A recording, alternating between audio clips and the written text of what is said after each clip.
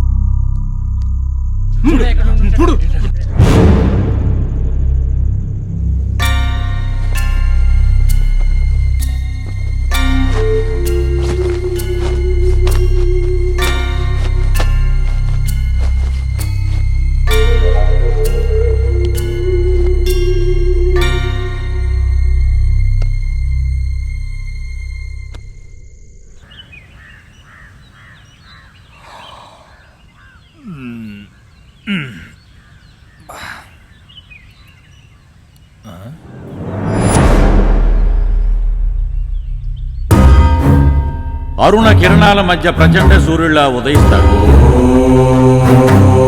ధ్యానముద్రలో ఉన్న మహావిష్ణువులా కనిపిస్తాడు. అన్నా గుడ్ న్యూస్ అన్నా, శంసాబాద్ సైడ్ ముసలోడు రాత్రి పోయాడు. ఆ 10 ఎకరాల మందే.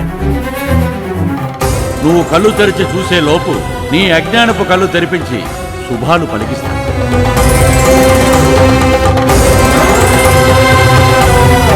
గురుగారు,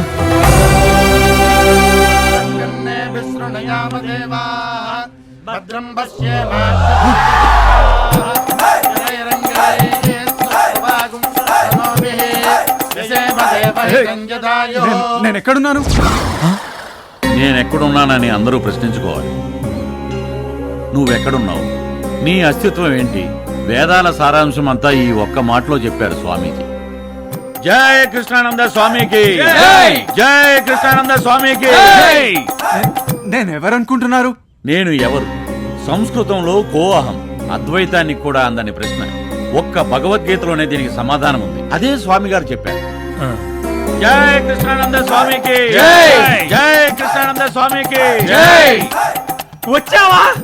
నా కోసం వచ్చావా స్వామి? ఏంటి స్వామి డబ్బు లేని భక్తులంటే ఎందుకు మీకు ఇంత చిన్నచూపు? 20 ఏళ్ళగా ఎదురు చూస్తున్న నాకు షుగరు బీపీ వచ్చాయి గాని నీ దర్శనం కాలేదు. ఇన్నాళ్ళకి నేను పనిచేసే దగ్గర దర్శనం ఇచ్చారు స్వామి. స్వామి, నా జన్మ ధన్యమైపోయింది. ఈ జన్మకి ఇది చాలు. ఇన్నాళ్ళకి నా పూజలు ఫలించాయి స్వామి. నా కోరిక నెరవేరింది. ధన్యం స్వామి, చాలు.